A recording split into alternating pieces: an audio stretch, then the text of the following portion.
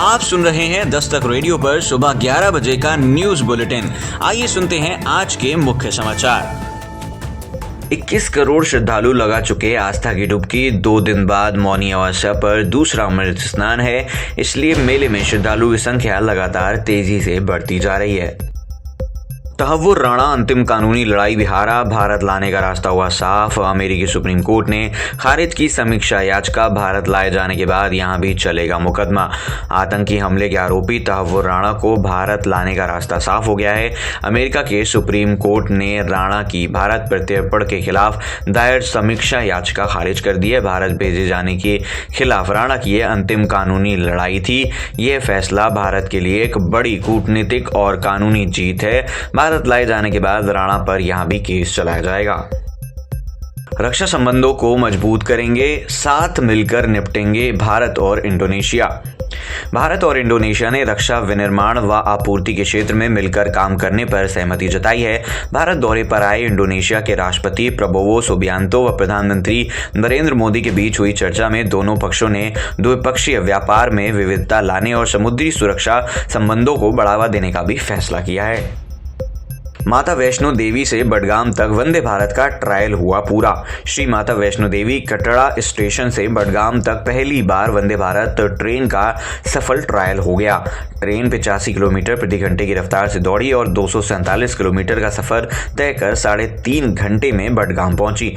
इससे पहले सुबह 8 बजे पूजा अर्चना के बाद वंदे भारत रवाना हुई। जय माता दी व भारत माता के जयघोषों से स्टेशन परिसर गूंज उठा।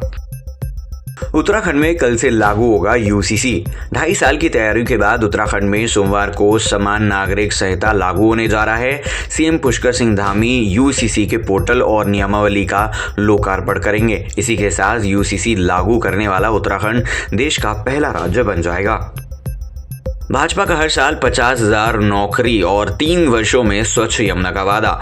भाजपा ने ऐलान किया कि दिल्ली की सत्ता में आने पर हर साल 50,000 युवाओं को सरकारी नौकरी और जरूरतमंद विद्यार्थियों को मेट्रो के लिए 4,000 रुपए तक की आर्थिक सहायता दी जाएगी। पार्टी ने 3 साल में यमुना को स्वच्छ करने, 1700 अनधिकृत कॉलोनियों में पूर्ण मालिकाना हक देने और दिहाड़ी मजदूरों, वकीलों और श्रमिकों के लिए 10 लाख रुपए का जीवन बीमा कवर देने का भी वादा किया है। आपने राहुल को बेईमान नेताओं की सूची में डाला। कांग्रेस ने केजरीवाल को दी विपक्षी गठबंधन छोड़ने की चुनौती।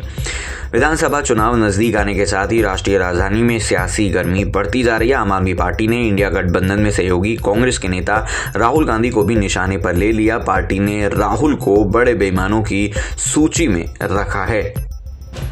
उत्तराखंड का पहला इनामी बदमाश 25 साल बाद गिरफ्तार। साल 1999 में चमोली में हुई शासकीय अधिवक्ता के हत्या के आरोपी ऋषिकेश के रहने वाले सुरेश शर्मा को एसटीएफ ने झारखंड से गिरफ्तार कर लिया। तब से फरार शर्मा पर 2 लाख रुपए का इनाम रखा गया था।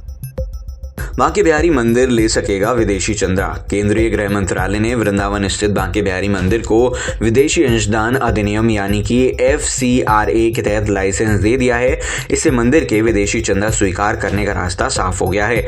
मंदिर का प्रबंधन अभी कोर्ट की निगरानी में गठित समिति कर रहा है। समिति ने FCRA लाइसेंस के लिए आवेदन किया था। पहले मंदिर का प्रबंधन पुजारियों का परिवार करता था। सूत्रों ने बताया कि मंत्रालय ने उचित आवेदन व कोर्ट की मंजूरी के बाद लाइसेंस दिया है। नीट यूजी को लेकर केंद्र सरकार का बड़ा अपडेट। 3 घंटे में हल करने होंगे 180 प्रश्न। मेडिकल की प्रवेश परीक्षा में अब सभी 180 प्रश्नों को हल करना होगा। इसके लिए उन्हें 3 घंटे का समय मिलेगा। राष्ट्रीय परीक्षा एजेंसी ने वैश्विक महामारी कोविड-19 के दौरान अतिरिक्त समय और प्रश्नों का जो विकल्प दिया था उसे हटाया जा रहा है। एनटीए ने शनिवार को जारी सूचना में कहा कि नेट यूजी 2025 का परीक्षा पैटर्न अब कोरोना काल से पहले की तरह रहेगा। परीक्षा में विद्यार्थियों को 3 घंटे में सभी 180 प्रश्नों को हल करना अनिवार्य होगा। इस परीक्षा में भौतिकी और रसायन दोनों में 45 प्रश्न और जीव विज्ञान में 90 प्रश्न पूछे जाएंगे। सुनते रहिए दस्तक टाइम्स पर न्यूज बुलेटिन सुबह 11 और शाम 5 बजे।